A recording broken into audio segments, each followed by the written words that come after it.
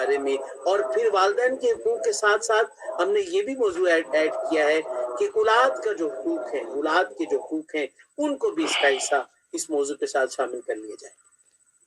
اعوذ باللہ من الشیطان الرجیم، بسم اللہ الرحمن الرحیم۔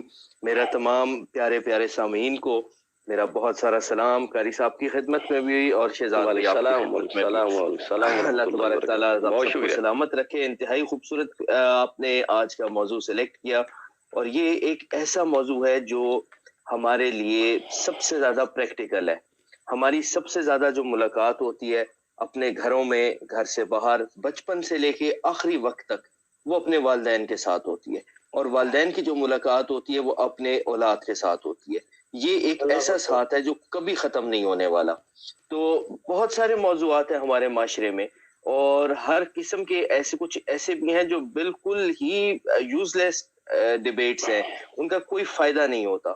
تو جو پہلی چیز تو یہ ہے کہ سب سے زیادہ جو فائدہ ہے وہ اسی چیز کے اوپر ہے کہ آپ کو علم ہونا چاہیے کہ والدین کے ساتھ سلوک ہمارے دین کا انتہائی امپورٹنٹ حصہ ہے، اور جو اللہ تعالیٰ نے بنی اسرائیل کو سے وعدہ لیا تھا، اس وعدے کے بیچ میں، یعنی اراکین دین میں سے ایک دین یہ رکن ہے، شریعت کا یہ حصہ ہے کہ والدین کے ساتھ حسن سلوک کیا جائے۔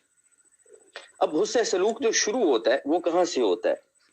پہلی چیز تو ہے انسان کے اپنے دل کے اندر، اور اس کے بعد جب انسان اپنی زبان سے، اپنی باڈی لینگویج سے، اپنے چہرے سے، اپنے افعال سے گفتگو شروع ہوتی ہے۔ قرآن اور احادیث کے بیش بہا احکامات ہیں جو آپ بھی جانتے ہیں، قاری صاحب بھی جانتے ہیں، اور میرے سامعین بھی جانتے ہیں، تو ان کو میں دوبارہ رپیٹ نہیں کروں گا، اور ہو سکتا ہے کہ پروگرام کے آخر میں اس کی طرف دیگر ہستیاں اس کی طرف روشنی ڈالیں، لیکن میں دل کی باتیں آج آپ سے کچھ کرنا چاہوں گا اس موقع کے اوپر۔ ماں باپ کا جو ایک ریلیشن ہے، ماں باپ کا جو ایک تعلق ہے، ایک ریلیشن ہے، وہ دل کے سب سے قریب ہے۔ دل جو پیدا ہوتا ہے وہ بھی ماں باپ ہی کے گوشت پوشت سے انسان کو اللہ تعالیٰ نے تخلیق کی ہے۔ تو پہلی چیز تو یہ دیکھیں کہ اللہ تعالیٰ نے جو بنایا آپ کو، حضور پاک نے جیسے فرمایا تو اور تیرا مال تیرے ماں باپ کا ہے، تیرے باپ کا ہے، تو یہ پہلی چیز تو یہ کہ انسان اپنے آپ کو یہ سمجھے کہ انسان کی حیثیت کیا ہے، اور اللہ تعالیٰ نے والدین نے کتنی صحبتوں کے ساتھ اور کتنی محبتوں کے ساتھ بچوں کو، اولاد کو پڑھایا لکھایا، یا جو ان کی پاس خاطر خدمت کر سکتے تھے وہ کی۔ لیکن افسوس ہوتا ہے کہ جب بچے بڑے ہوتے ہیں تو کتنے عجیب طریقے سے والدین سے گفتگو کرتے ہیں۔ سب سے پہلی چیز جو شروع ہوتی ہے وہ گفتگو ہے۔ ماں پوچھتی ہے کہ بیٹا کتنے بجے آؤ گے، تو وہ آگے سے کہتے ہیں جی کتنے بجے، آپ کو کچھ، میں فلاں کے ساتھ ہوں، فلاں کے ساتھ ہوں۔ وہ یہ احساس نہیں کرتے کہ ماں بھی جاگ رہی ہے جب تک کہ بچہ گھر واپس نہیں لوٹتا، اور باپ بھی پریشان ہے کہ یہ کن لوگوں کے ساتھ پھر رہا ہے، اس نے دوست کن لوگوں کو بنا رکھا ہے، کن کے ساتھ اٹھتا ہے اور کن کے ساتھ بیٹھتا ہے۔ یہ ساری کی ساری ہمارے لیے یہ اس کے اوپر سب کے اوپر پوچھ گچھ ہوتی ہے۔ اب بچے اگر بڑے ہو جاتے ہیں اور ان کی شادیاں ہو جاتی ہیں تو سب سے زیادہ عجیب سے سسٹم شروع ہوتا ہے کہ وہ والدین کے ساتھ حسن سلوک نہیں برتتے، اور جو گھریلو ناچاکیاں ہوتی ہیں اس کے بیچ میں والدین دونوں کا حق ادا نہیں کرتے۔ پھر تیسری طرف میں آپ کو آگے لے کے چلتا ہوں کہ جب اگر وہ بچہ کمانے والا ہوا اور اس کے پاس تھوڑے سے پیسے آ جاتے ہیں،